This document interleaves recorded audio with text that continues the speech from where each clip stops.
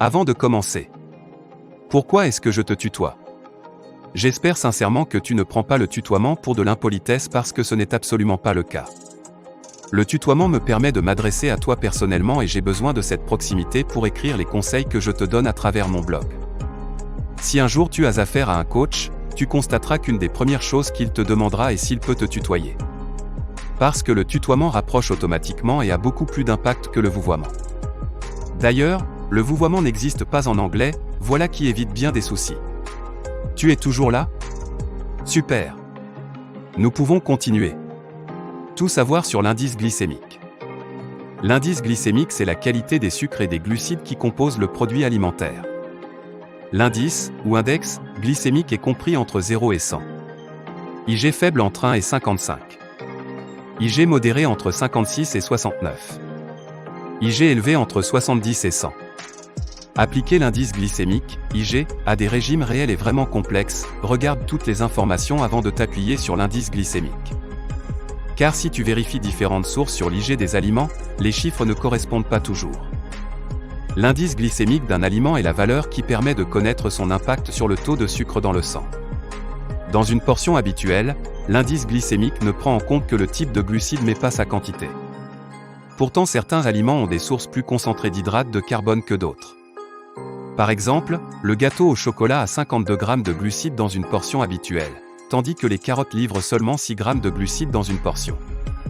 Donc, même si l'indice glycémique des carottes est plus élevé, 47 contre 38 pour le gâteau au chocolat aura un effet total beaucoup plus important sur la glycémie, car il faut 81 portions de carottes pour égaler les glucides dans une portion de gâteau.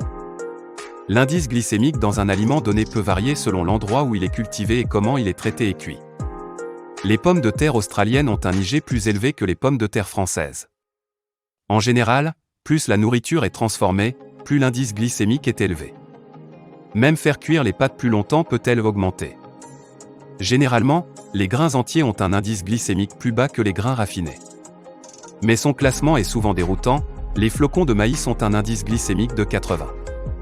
Le blé déchiqueté est de 75 et Kellogg's Fruit Loops, 69. Le riz blanc à grains longs en moyenne 56 dans 10 études, entre 41 et 64, le riz était en moyenne de 55, 50 à 66. L'IG moyen de pain blanc dans 6 études était de 70 et de pain de grains entiers était de 71. Et, ironiquement, les sucres ont un IG plus bas que les amidons, parce que les amidons sont composés entièrement de molécules de glucose, et les sucres ne le sont pas. Donc, Coca-Cola a un IG inférieur à celui des flocons de raisin. Les études qui établissent l'IG des aliments mesurent la réponse à un aliment consommé tout seul. Mais la plupart d'entre nous ne mangent pas comme ça. Ce qui est important, c'est prédire l'effet de la nourriture dans le cadre d'un repas. Les experts sont en désaccord sur la valeur de l'indice glycémique. Plusieurs associations du diabète ont approuvé l'IG comme un outil pour améliorer le contrôle de la glycémie. Certains diététiciens qui travaillent avec des personnes diabétiques recommandent que leurs clients abordent d'abord d'autres questions de régime, comme l'espacement total des glucides et des repas, puis essaient le concept d'IG pour voir si cela améliore les sucres dans le sang. Il ne fait aucun doute que différents aliments produisent différentes réponses de glucose, mais les glucides totaux ont beaucoup plus d'effet que l'IG. Si vous avez du mal à utiliser les régimes IG, une meilleure approche consiste à manger plus naturel. Évite les aliments hautement raffinés et concentre-toi sur les viandes maigres, les haricots et les légumineuses, les grains entiers et les fruits et légumes frais. En résumé, l'index glycémique est un indice qui permet de mesurer l'effet glycémiant des aliments, c'est-à-dire leur capacité à élever la glycémie. Plus l'index glycémique, IG, est élevé, plus la glycémie augmente après la prise alimentaire. L'index glycémique de 100 correspond au glucose pur. Mais paradoxalement le Nutella, le saucisson ou le beurre de cacahuète ont un IG très bas environ 36, mais cela veut-il dire que l'on peut en manger une grande quantité? Eh bien non. Ces aliments sont très riches en lipides, graisses saturées qui ne sont pas très bonnes pour notre santé. Donc ce qui veut dire qu'il y a une autre mesure à prendre en compte pour bien calculer la quantité réelle de sucre qui va être réellement ingérée.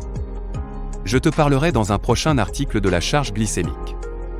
En commentaire, demande-moi l'IG de certains aliments que tu manges assez fréquemment ou pas et je te répondrai dans un prochain post. Prends bien soin de ton corps.